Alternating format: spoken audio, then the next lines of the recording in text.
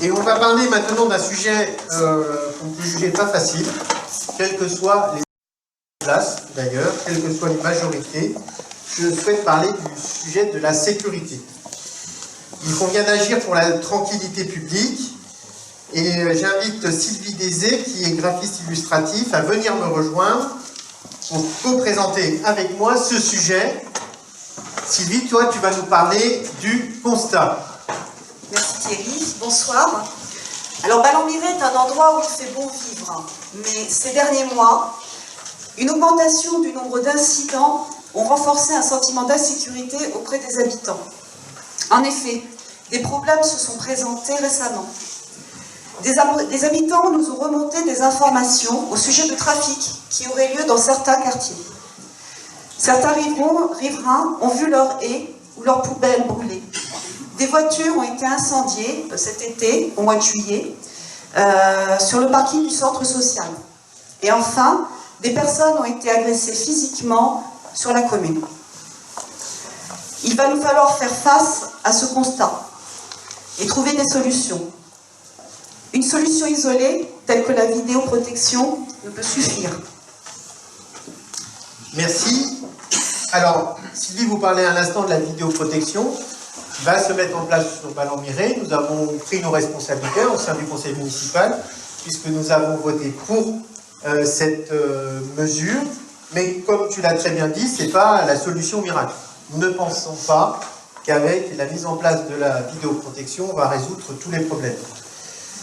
On pense qu'il y a un point important sur lequel il faut travailler, c'est celui de la police municipale. Et sur les missions, c'est le rôle du maire, en l'occurrence, de confier des missions spécifiques à sa police municipale. Nous redéfinirons donc ces missions, plus portées sur les aspects sécurité. Et si je vous dis sous forme de boutade, je pense que la police municipale n'est pas là pour porter les plis de la mairie dans les différentes administrations. Mais il convient également d'être objectif. 2 policiers municipaux sur la commune, ça fait, si on compare à d'autres communes de la même strate, ça ne fait pas beaucoup. Et suite à la redéfinition de ces missions, il conviendra d'adapter les ressources pour avoir une police municipale qui puisse travailler sur les aspects sécurité. Et enfin, il ne s'agit pas également de baser la politique sécurité que sur la partie, on va dire, répressive ou policière, mais il convient également de mener des politiques de prévention.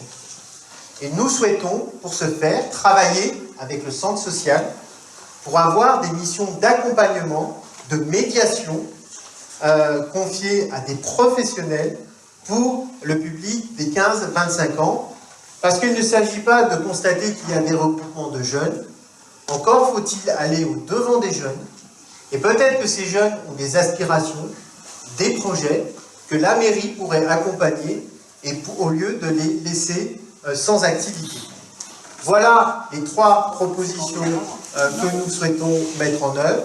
Je résume, la mise en place de la vidéoprotection, la redéfinition des missions de la police municipale et enfin des missions de médiation en lien avec le centre social.